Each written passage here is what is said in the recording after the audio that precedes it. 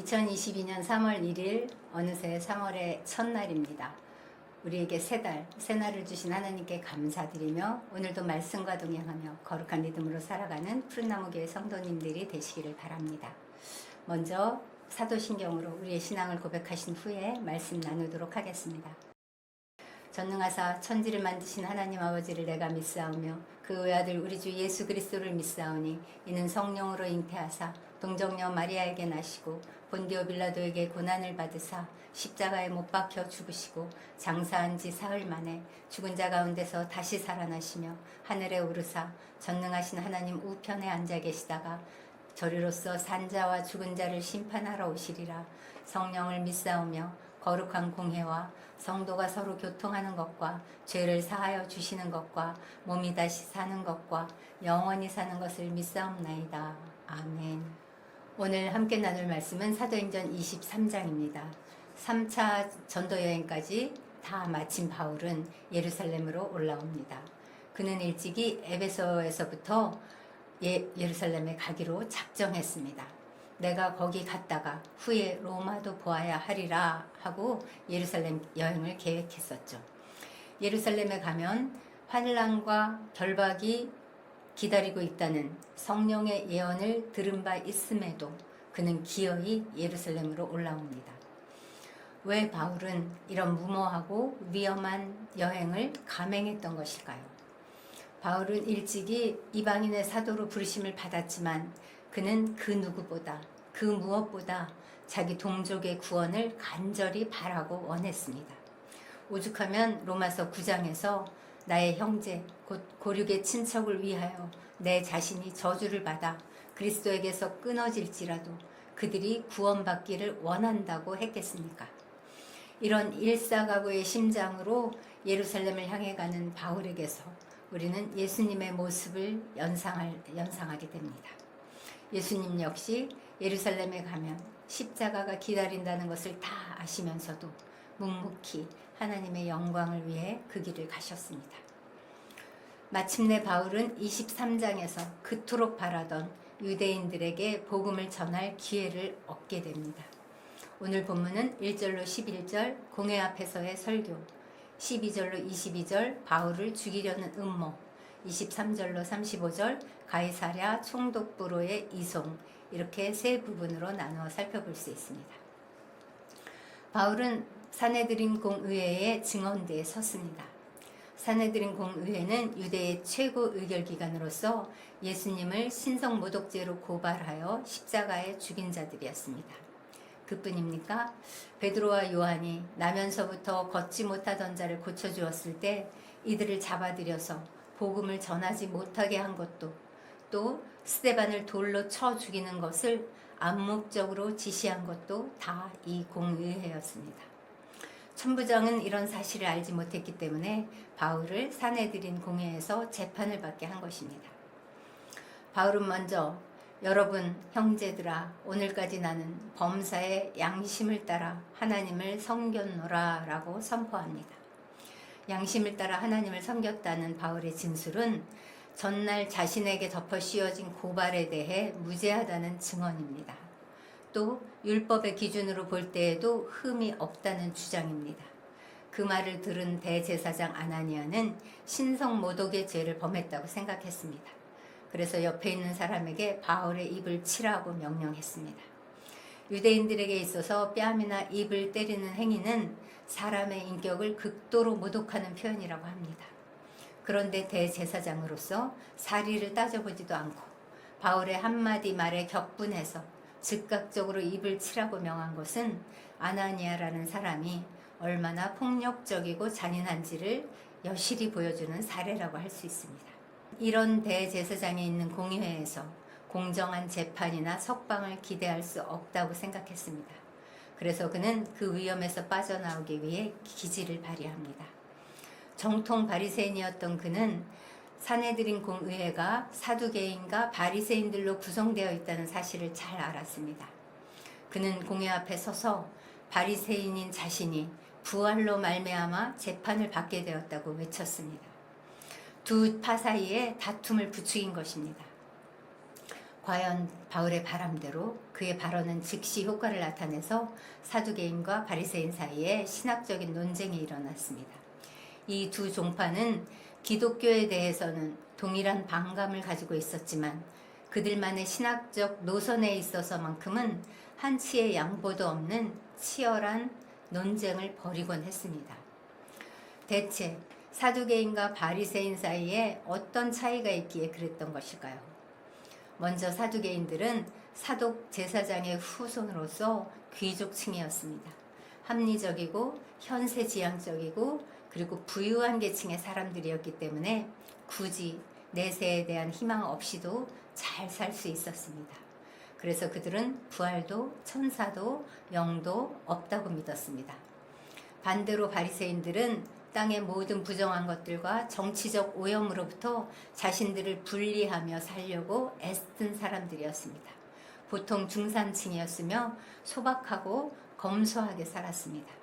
그렇기에 그들에게는 부활, 천사, 영에 대한 믿음과 소망이 더욱 필요했습니다.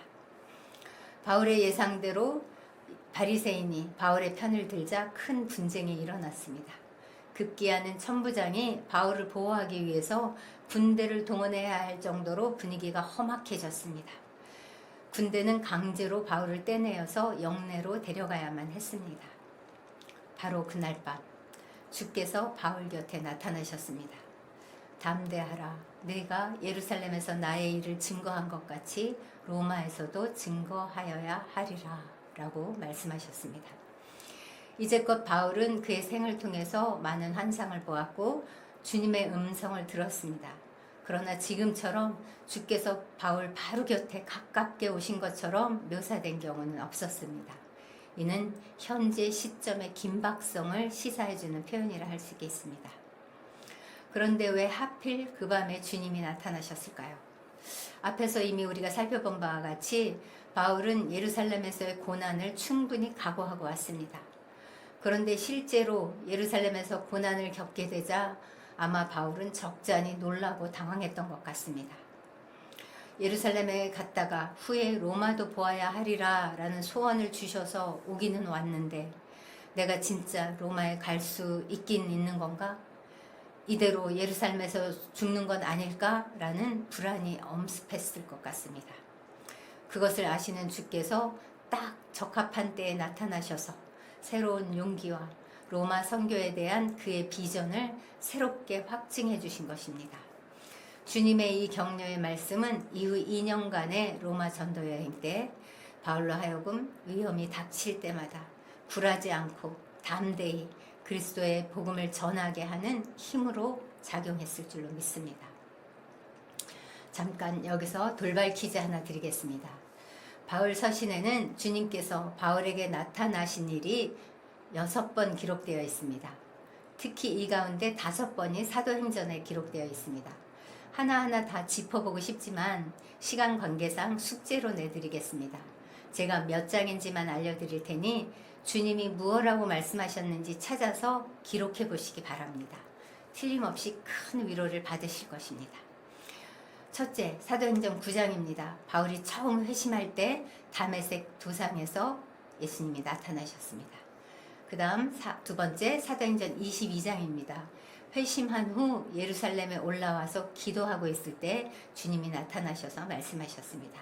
세 번째, 사도행전 18장 바울이 고린도에 있을 때였습니다. 그리고 오늘 사도행전 23장 예루살렘에서 체포돼서 로마군의 영내에 잡혀 있을 때입니다. 다섯 번째, 사도행전 27장 로마로 호송되어 갈 때 유라굴라라는 큰 광풍을 만나서 살아날 소망이 끊어졌을 때 주님 나타나셔서 말씀하셨습니다.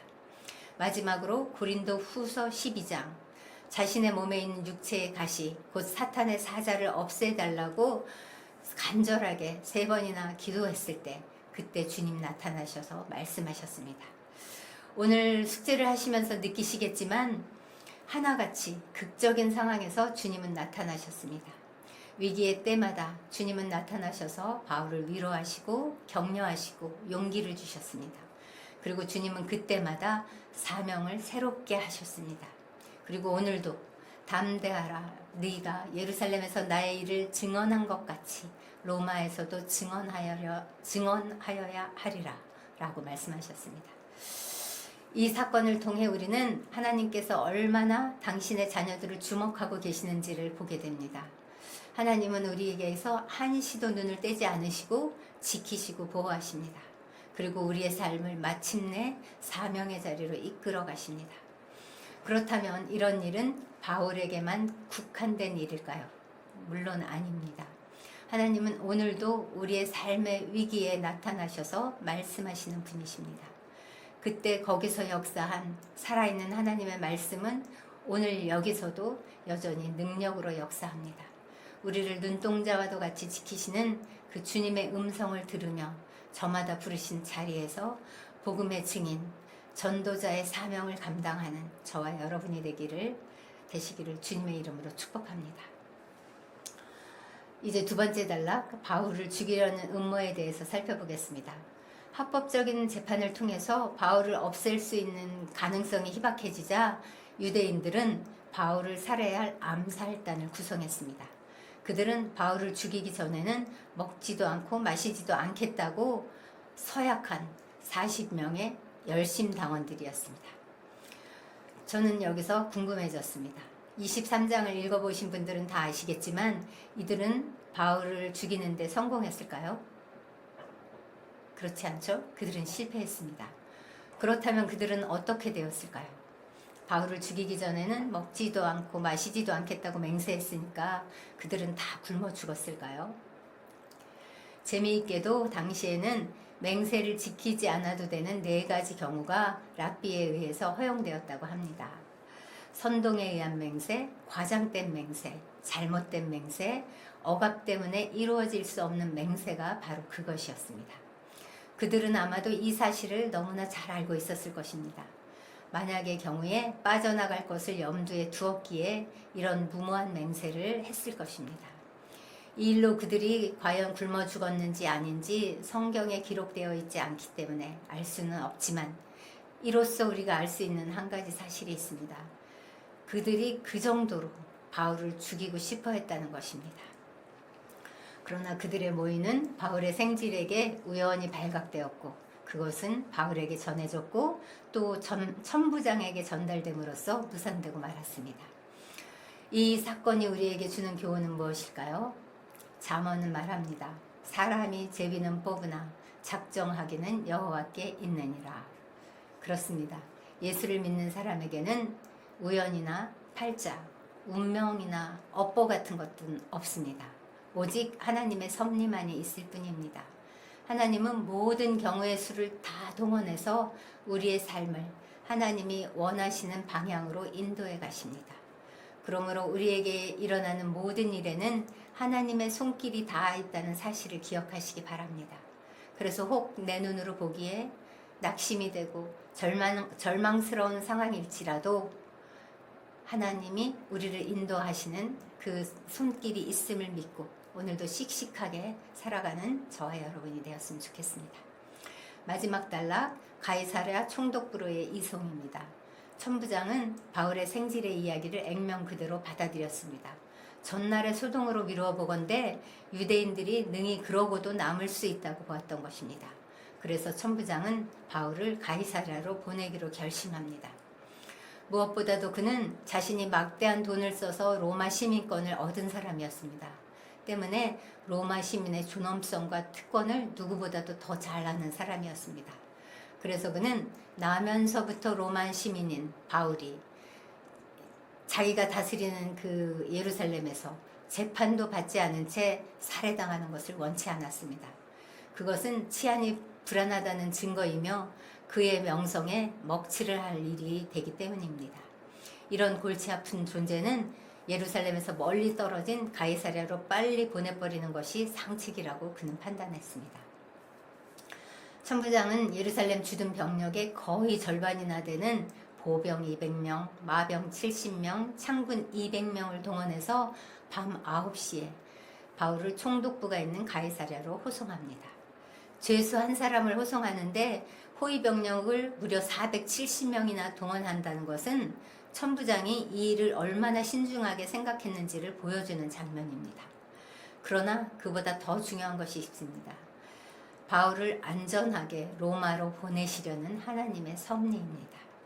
하나님은 이런 인간의 삶의 정황과 문화적 배경까지 사용해서 그분의 뜻을 이루어 가시는 분이시라는 것을 우리는 이 사건을 통해 배우게 됩니다. 결론입니다. 우리도 살다가 바울처럼 애매한 고난을 받을 수도 있습니다. 예상한 고난이든 예기치 못한 고난이든 그것을 만날 때 두려워하거나 놀라지 맙시다. 염려하고 근심하지 맙시다. 주님이 곁에 나타나셔서 누구누구야 우리의 이름을 부르시며 두려워하지 말아라. 내가 지금 전 환경 때문에 죽을 것만 같으냐? 그러나 여기가 너의 끝이 아니란다. 담대하라. 내게는 나를 증언해야 될 사명이 있단다. 라고 말씀하시는 그 음성을 듣고 다시금 일어서는 우리가 되었으면 좋겠습니다. 이것이 우리를 부르신 예수님의 뜻이기 때문입니다. 기도하겠습니다. 하나님 아버지 감사합니다. 여하한 경우에도 우리에게는 피난처 되신 하나님이 계십니다. 하나님 정말 당신의 뜻을 이루시기에 주님은 못하실 일이 없으십니다. 우리가 우리의 눈에 보이는 것에 감정에 상황에 주님 사람에 반응하지 않고 이 세미한 음성에 말씀에 반응하는 저희가 되도록 주님 인도하여 주시옵소서.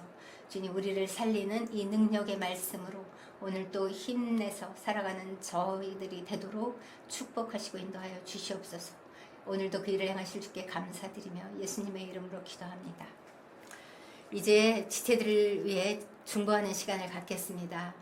주님, 우리 각 사람이 처한 환경이 저마다 다릅니다. 질병 가운데 있는 지체가 있고 정말 관계의 어려움 때문에 고통당하는 지체가 있고 또 오랫동안 해결되지 않는 이 재정의 문제 때문에 어려움을 겪는 지체가 있습니다. 그러나 그 자리가 하나님이 각 사람에게 허락하신 그 삶의 자리인 것을 저희가 믿습니다. 두려움으로 반응하지 않고 오히려 생명의 말씀을 증거하는 그런 복된 하루 되게 해달라고 주님 함께 그 지체들의 정황을 주께 올려드리며 함께 기도하겠습니다.